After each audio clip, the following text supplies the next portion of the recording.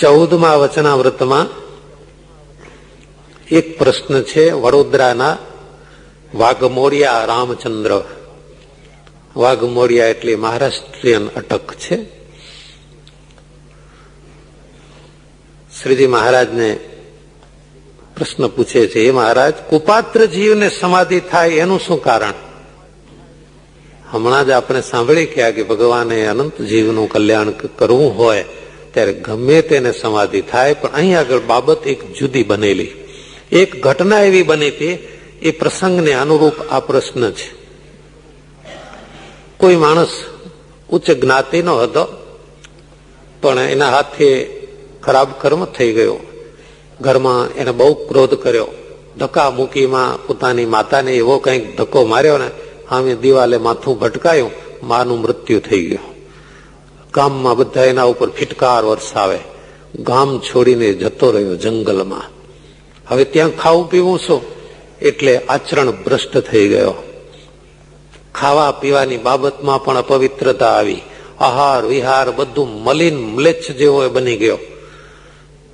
નાવું ધોવું ભોજન ભક્તિ પૂજા પાઠ કઈ નહીં, સંતા તો રે જંગલમાં પડ્યો રે, કોઈને લૂંટી લે.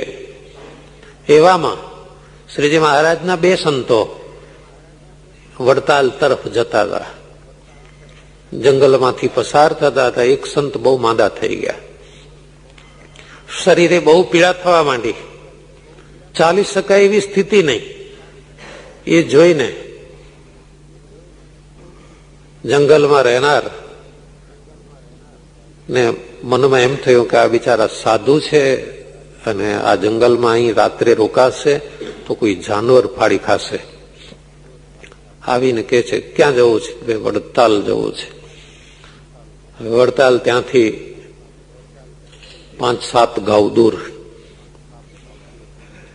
તમે તો ચાલી નહીં શકો. ભગવાનની ઈચ્છા, અમારા સ્વામિનારાયણ ભગવાનની મરજી હશે એમ થશે.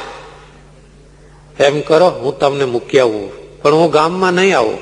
હું બહિષ્કૃત છું સમાજથી, મોઢું બતાવવા જેવું નથી, એટલે હું તમને બાગોળે મૂકીને જઈશ. ના ના ના, આવજે, અમારા ભગવાનના દર્શન કરજે. ના, પણ મને તો ખબર પડી જાય તો બધું તાડન તિરસ્કાર કરે બધા. ના, કોઈ કઈ નહીં કરે. અને આના હૈયામાં દયા પ્રગટી આ બીમાર સંતને ખભા ઉપર ઊંચકી અને ચાલવા માંડ્યો. સંતે કહ્યું કે આમાં સ્વામિનારાયણ ભગવાન બિરાજે છે, ત્યાં લઈ લે. ક્યાં લઈ ગયો?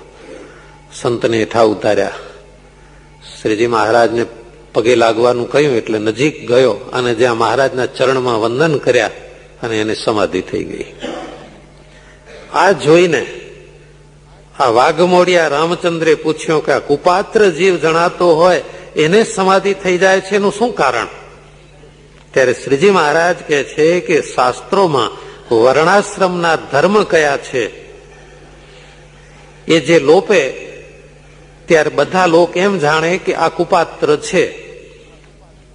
પણ એ કુપાત્રને ભગવાન કે ભગવાનના સંતનો જો હૈયામાં ગુણ આવે તો મોટું પુણ્ય થાય છે. અને વર્ણાશ્રમના ધર્મ જે લોપ્યા હતા એનું જે પાપ લાગ્યું હોય એનો નાશ થઈ જાય છે. જીવ અતિ પવિત્ર થઈ જાય છે, એટલે સમાધિ થાય છે. અને જે પુરુષ વર્ણાશ્રમના ધર્મ બહુ સારી રીતે પાળતો હોય ત્યારે લોકો એમ જાણે કે આ બહુ ધર્મ વાળો છે.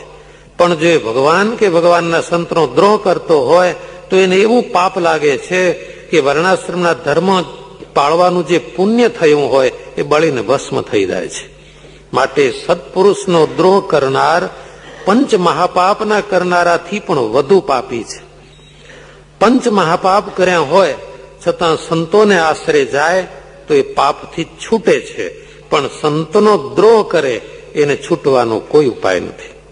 અન્ય ઠેકાણે પાપ કર્યું હોય તો તીર્થમાં જઈને છૂટાય, પણ તીર્થમાં જઈને પાપ કરે તો વજ્ર લેપ થાય છે. માટે સત્પુરુષનો આશરો કરે ત્યારે ગમે તેવો પાપી હોય તો પવિત્ર થઈ જાય છે અને એને સમાધિ થાય છે.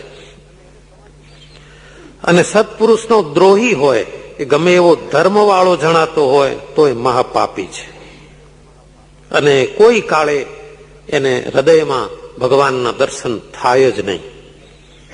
માટે વિમુખ જીવ જેને પાપી જાણે છે એ પાપી નથી, અને વિમુખ જીવ જેને ધર્મી જાણે છે એ ધર્મી નથી.